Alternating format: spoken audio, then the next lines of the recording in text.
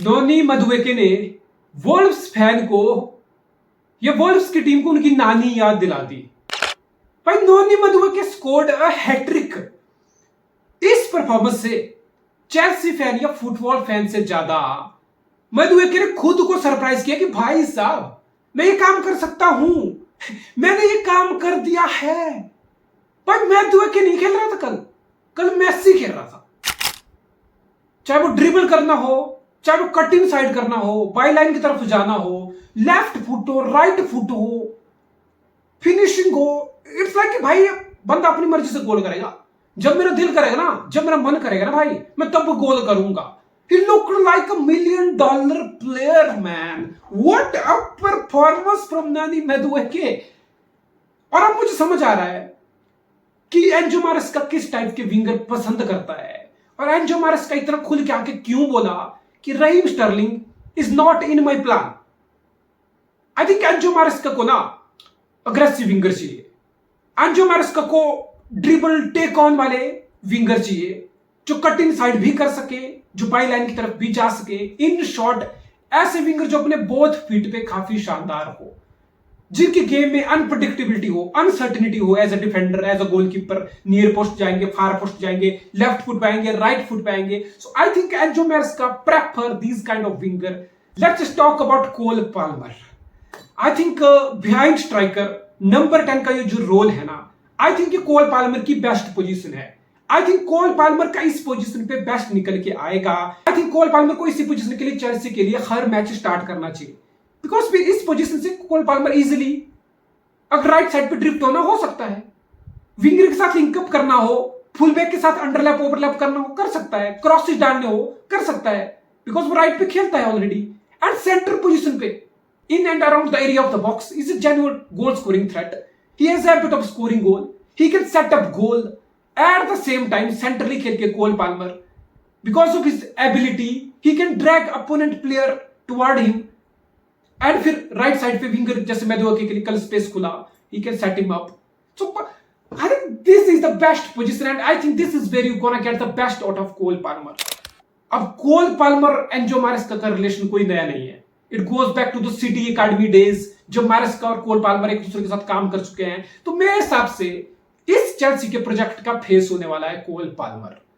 Enzo Maresca के इस project का फेस होने वाला है कोल पाल्मर। देखो, पेप गुर्डियोला की बार्सिलोना का एक चेहरा था लियोनेल मेसी, अब पेप गुर्डियोला की सिटी एरा का भी एक चेहरा है Kevin De Bruyne. Jürgen Klopp के 9 साल के लिवरपूल एरा का एक सबसे बड़ा चेहरा था मोहम्मद सलाह। तो आई थिंक एंजो मारेस्का के टाइम का, प्रोजेक्ट का, एरा का, whatever it gonna be, इसका सबसे बड़ा फेस होने वाला है Cole Palmer. Is gonna be Chelsea's man, poster boy बोल लो, चेल्सी का मेन प्लेयर बोल लो, चेल्सी के प्रोजेक्ट का फेस बोल लो। Cole Palmer is Chelsea's Kevin De Bruyne, Cole Palmer is Chelsea's Messi. जब तुम कोल पाल्मर को देखते हो, so elegant, it looks like football बहुत आसान है। कोच पे बैठे देख के लगता है कि नहीं यार चलो फुटबॉल लेके कोल पाल्मर कर रहा है, हम भी कर सकते हैं। मतलब इतना प्लीजिंग टू आई है, और इतनी कम उम्र में इतने कुछ स्किल हैं, इतना कंप्लीट प्लेयर है, इतने सारे एट्रीब्यूट्स हैं। There is not one single thing when I watch Cole Palmer and say कि काश इस बंदे में ये चीज होती है, होता ना कि काश इस प्लेयर में ये चीज हो जाती तो क्या होता। भाई उसके पास सब कुछ है, तो फिर ये चीजें हो रही हैं। 25-30 गोल कंट्रीब्यूशन के सीजन लग रहे हैं तुम्हारी इतनी यंग एज में, हैट्रिक को असिस्ट लगा रहे हो तुम एक मैच में, गोल कर रहे हो यार। I am so fucking jealous फैंचो। मैं कोल पाल्मर का फैन बॉय बन चुका हूं यार। I am fan boy, can't believe ये पेप गुर्डियोला ने कैसे कर दिया। कोल पाल्मर का टैलेंट हम क्यों नहीं देख पाए। But all the best to Chelsea man, you have probably got a generational player. That's what superstar looks like. That's what wonder kid, wonder player looks like, man. Wow. As a football lover, it's a pleasure to watch Cole Palmer play, bhai. Wow. चरम सुख kind of player, wow. अब देखो तुम जीत गए, बहुत staggering तरीके से तुम जीत गए 6-2। पता नहीं लास्ट टाइम चेल्सी ने 6 गोल कब स्कोर किए थे, वो भी एक डिसेंट टीम के अगेंस्ट, वो भी अवे जाके। सो जीत के बाद तुम बोलेगे वाह भाई हेडलाइन होगी या ये हो गया, हाइप होगी, वो होगी। लेकिन देखो ये जीत एक फ्लूक साबित नहीं होनी चाहिए। एंजो मारेस्का का सबसे बड़ा चैलेंज ही यही है कि इस जीत के आगे जाके मायने हो।